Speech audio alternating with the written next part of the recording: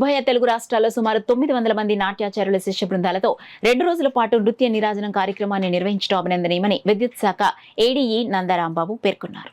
కాకినాడ నగరంలో స్థానిక సూర్యకళా మందిరంలో శాస్త్రీయ నృత్య కళాకారుల సంక్షేమ సమాఖ్య ఆధ్వర్యంలో కన్నుల విందుగా నృత్య నీరాజనం కార్యక్రమం నిర్వహించారు.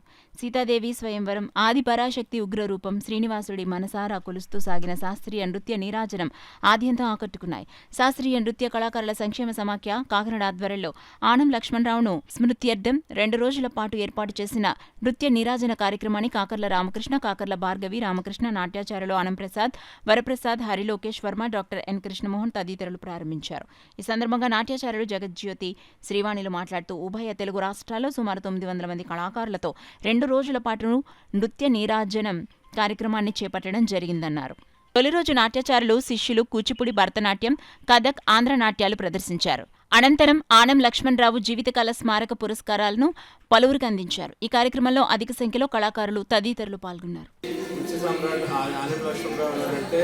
కాకినాడలో ఈ రోజు ఎన్ని ఇన్స్టిట్యూషన్స్ ఉండడానికి ఒక రకంగా ఆయనే ఒక మూల కారణంగా మనం చెప్పుకోవచ్చు. ఆయన విద్యార్థులే దగ్గరగా కాకినాడలో 10 మంది పైగా నాట్యాచార్యులు ఆయన విద్యార్థులే ఉన్నారు. వాళ్ళ శిష్య బృందం ఈ రోజుని కార్యక్రమాలు నిర్వహిస్తున్నారు.